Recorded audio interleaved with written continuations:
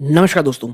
दोस्तों, ईसैफ small finance bank इन्होंने अपने क्वार्टर 3 के नंबर पेश कर दिए हैं और जिस तरह से स्मॉल फाइनेंस बैंक में आप कह सकते हैं कुछ पॉजिटिव ट्रैक्शन मिल रहा है, लेकिन जो नंबर्स हैं वो कई स्मॉल फाइनेंस बैंक के जो हैं वो खराब आ सकते हैं। अब इसके कैसे आए हैं ये देखते हैं। देखिए, ये केरला बेस्ड बैंक है, तो देखते हैं नंबर्स कैसे हैं। जो नंबर आपको यहाँ शो किए जाएंगे वो लैक्स में। ओके, नाउ देखिए, सबसे पहले है इंटरेस्ट अर्न, कितना आपने कमाया है 349.8 एंड ऑलमोस्ट 950 करोड़। एक साल पहले कितना था ये 974.40, पिछले क्वार्टर में 996.43। ओके, नाउ ये टोटल इंटरेस्ट आपने कैसे कमाया है? सबसे पहले भाई साहब डिस्काउंट एडवांसेस बिल से 833.59 करोड़। एक साल पहले ये 878 करोड़ थे और पिछले क्वार्टर में ये 878.35 थे। ओके, नाउ इन्वेस्टमेंट से आपकी कितनी इनकम हुई है 103 करोड़, जो एक साल पहले 93.95 थी, पिछले क्वार्टर में 94.85 थी। अब आरबीआई के पास जो बैलेंस है वहां से इंटरेस्ट कितना कमाया आपने 13.08। एक साल पहले ये कितना था 2 करोड़ रुपए, तो यहाँ एक बढ़ोतरी है। और अदर इनकम अगर आप देखोगे तो आप पाओगे 111.89 करोड़ है। ठीक है, ऑलमोस्ट 112 करोड़। एक साल पहले कितना था ये 119.95, ऑलमोस्ट 120 करोड़। तो यहाँ कुछ गिरावट है। और क्वार्टर क्वार्टर देखेंगे 96.58 से, तो उसमें आपको जंप देखने को मिल रहा है। आप इन सबको जोड़ लोगे तो टोटल इनकम आपकी निकल के आएगी 1061 1061 करोड़ रुपए, जो एक साल पहले 1094 करोड़ थी और पिछले क्वार्टर में 1093 करोड़ रुपीस थी दोस्तों। यानी टोटल इनकम में ईयर ऑन ईयर भी क्वार्टर ऑन क्वार्टर भी आपको गिरावट देखने को मिल रही है। ओके, तो ये तो रहे बैंक्स के नंबर। अब देखिए, यहाँ जो गिरावट हुई है शायद ऐसा हो सकता है बैंक जो एनपीए का इश्यूज है और जो कह सकते हैं जो रिटेल आप कह सकते हैं ग्राहक हैं उनके जो एनपीए में है उसको कमी करने के चक्कर में कुछ ना कुछ बिजनेस में थोड़ा स्लो डाउन देखने को मिल रहा है। ठीक है, लेकिन देखिए, ये तो आपने इंटरेस्ट कमा लिया, ठीक है, अदर इनकम के साथ, लेकिन आपने कितना इंटरेस्ट खर्चा किया? आपने किया है 462.87 करोड़। एक साल पहले आपने कितना किया था 377.40 और पिछले क्वार्टर में 456 crore rupees. Okay, now operating expense कितना है 471.53 करोड़ है, जो एक साल पहले 429.26 करोड़ था और पिछले क्वार्टर में 493.91, ऑलमोस्ट 494 करोड़। एम्प्लॉय कॉस्ट आप देखोगे 178.67 है, एक साल पहले 89.30 थी। अदर ऑपरेटिंग एक्सपेंस आप देखोगे 292.86 था, जो एक साल पहले 339.96 था, 334 करोड़, पिछले क्वार्टर में 300.85। अब आप एक काम करो, ये जब मिला करके ना सारे खर्चों को जोड़ोगे तो टोटल एक्सपेंडिचर आएगा 934 करोड़। एक साल पहले कितना था 806.66 करोड़, पिछले क्वार्टर में 949.98 था, 950 करोड़। ठीक है, तो ये टोटल एक्सपेंडिचर हो गया।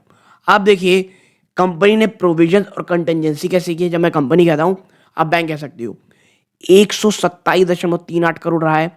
ये एक साल पहले किया था 287.69 था, पिछले क्वार्टर में 143 करोड़ था। यानी कि प्रोविजंस में आप देखेंगे ऑपरेटिंग, माफ कीजिएगा, ये ऑपरेटिंग प्रॉफिट है ना, सॉरी मैं वही कहा कि इसमें कमी कैसे आ गई, और ये बहुत अच्छे नंबर हो जाते हैं वरना। प्रोविजंस आप देखेंगे 127 करोड़ है, एक साल पहले 287 करोड़ थी, ह्यूमंगस फॉल है। क्वार्टर क्वार्टर 143 करोड़ से भी गिरावट है। अब प्रोविजंस कितने रखे हैं कंटेंजेंसी के साथ 409.77 करोड़। ठीक है, ये एक साल पहले मात्र 137 करोड़ था और पिछले क्वार्टर में था ये 339 करोड़ था।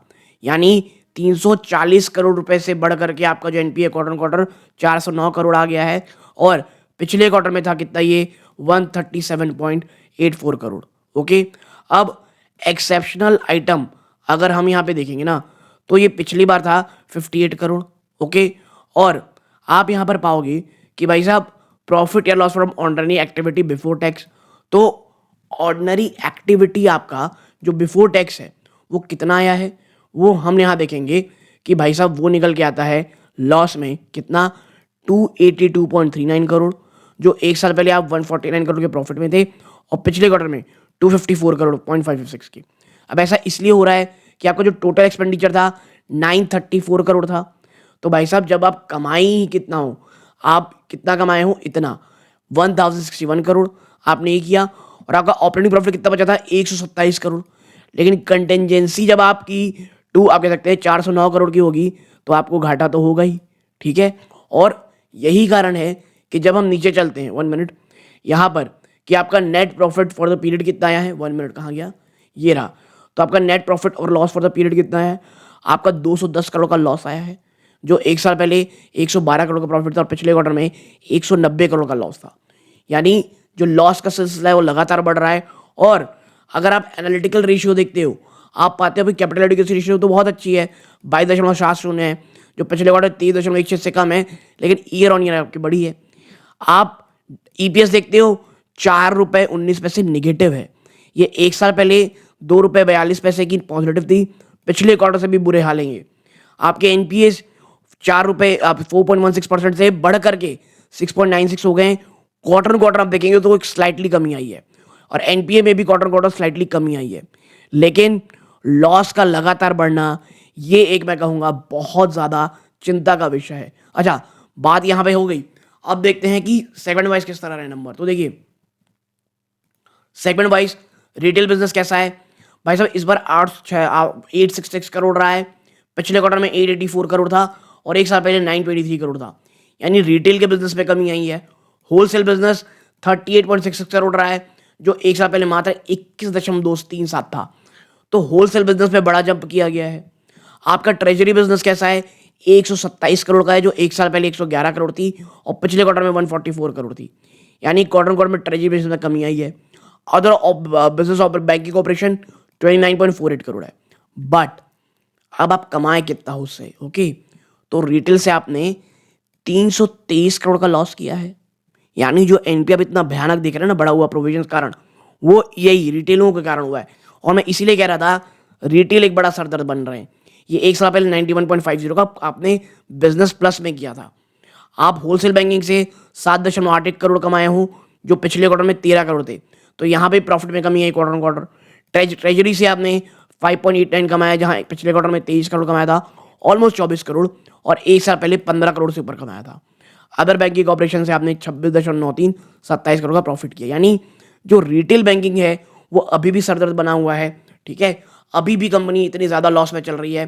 तो भाई साहब, कल का दिन यानी कि एक आपको बड़ा झटका देते हुए ये स्टॉक दिखाई दे सकता है। हाँ, ग्रॉस एनपी और नेट एनपी में थोड़ी बहुत कमी आई है, बट देखना ये रहेगा कि कल किस प्रकार के नंबर्स आते हैं।